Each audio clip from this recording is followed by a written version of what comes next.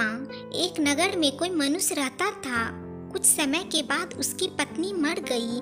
उसकी लड़की का नाम टाम था। एक दिन उसने दूसरा विवाह कर लिया। उसकी सौतेली माँ बालिका से स्नेह नहीं करती थी। पूरे दिन काम करके भूखी बालिका सो जाती थी। सौतेली माँ की भी एक कन्या थी जिसका नाम काम था। कुछ दिनों के बाद उसके पिता की मृत्यु हो गई।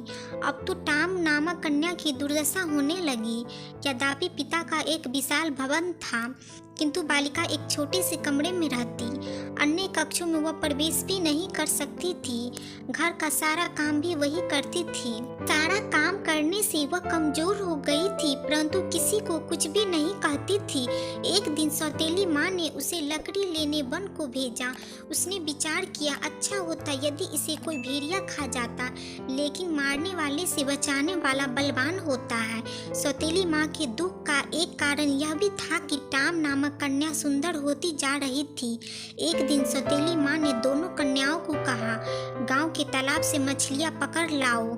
जो अधिक मछलियाँ नहीं लाएगी उसे रात्रि में भोजन नहीं मिलेगा।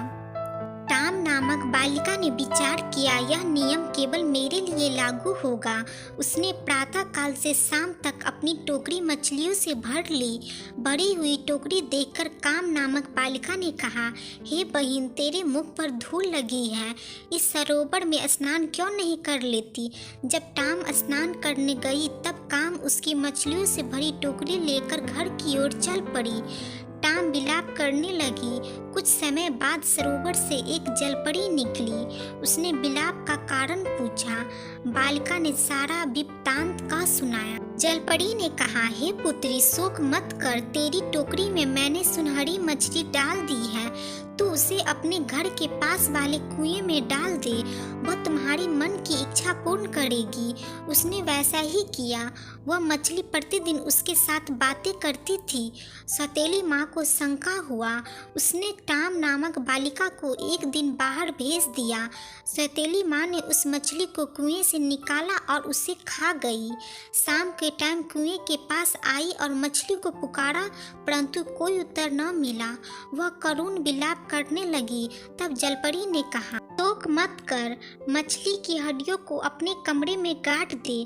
टाम नामक कन्या ने वैसे ही किया। उस समय उसे एक सुंदर साड़ी मिली। दूसरे दिन उत्सव था। सौतेली माँ ने चावल और चने मिलाकर टाम नामक कन्या को कहा, तू इन चावलों में से चने को अलग कर। ऐसा कहकर सौतेली माँ अपनी लड़की के साथ मेला देखने चली गई। आंसू बहाती हुई कन्या ने विचार किया, मैं साड़ी पहनकर मेले में कैसे जाऊंगी। उसी समय हजारों चिड़ियाएं वहां आ गई। क्षण भर में ही चावलों में से चने को अलग कर दिया।